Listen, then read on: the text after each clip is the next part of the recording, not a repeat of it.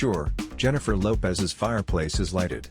That rainy week before Christmas, her Spanish-style Bel Air mansion is decked with pine garland, orange flowers on the coffee table, and a professionally trimmed Christmas tree. The singer herself is dressed in the couture version of the work-from-home uniform, thick beige sweater, cream sweatpants, blinged-out Timberlands. Her hair is in a bun and her makeup accentuates her flawless skin. Her huge diamond earrings are the one genuine giveaway of her position as one of the world's most renowned ladies. So, is there anything in Jennifer Lopez's life that happens by chance? In a kiss and a hush chat beside a big gingerbread home frosted with the words Affleck Lopez Family, her newish lover, Ben Affleck, enters. And she's done it all: dancer, singer, actor, and producer. She's 52, and in an ageist and sexist Hollywood, she's more relevant than ever. Her long-awaited romance comedy Marry Me hits theaters and Peacock on Valentine's Day weekend. In it, Lopez portrays a J-Lo-like celebrity juggling a love life and Uber fame. Remember?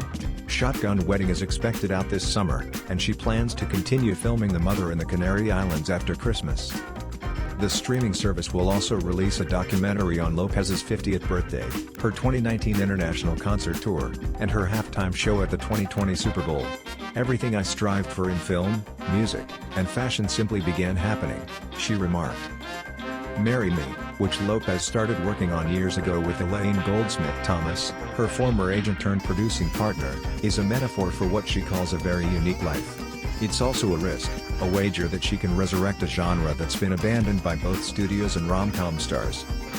From Hustlers, which established her as a serious performer, to Marry Me, which more closely resembles her prior rom-com success, Made in Manhattan, The Wedding Planner, makes perfect sense to Goldsmith-Thomas. We enjoyed producing Hustlers, but it shouldn't be all we do, she remarked. She could have made a film about living and loving in a glass bowl, having your faults magnified and crucified across all platforms, and finally finding your way despite it. We'd be idiots not to make it if we couldn't develop and perform a soundtrack to that trip. In Marry Me, Lopez portrays Kat Valdez, a global musical success who plans to marry her fiancé, Colombian artist Maluma, in front of millions of followers. Once she finds his infidelity, she cancels the marriage on stage and instead marries an audience member, Owen Wilson, brandishing a Marry Me sign. Imagine The Bodyguard meets Notting Hill with a Lopez soundtrack. The film is both a bubbly pop dream and a look inside a rare existence. Obsessive Lopez fans will undoubtedly scrutinize it for insights into Lopez's own psychology, particularly how lonely it can be at the top, where the cocoon of entitlement can seem like a prison. Undeniably. Her heroine goes home after the stunt ceremony, exhausted and still in her robe, Lopez recounted. During Jimmy Fallon's late-night speech, she gets insulted and begins to weep. It's a rare moment of vulnerability from Lopez, and it took her a while to get there. After a few burns, you realize I have to be cautious.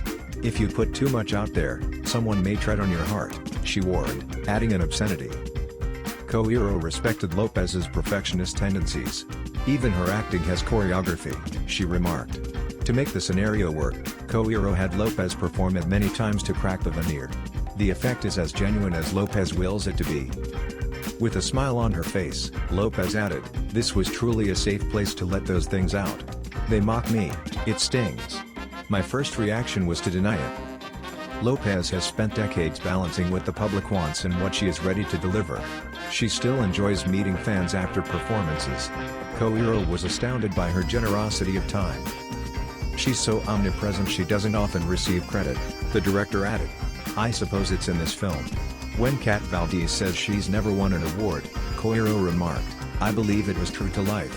She has the most followers, yet because of her fame, she is often misunderstood." Despite the barriers, Lopez still battles with public image.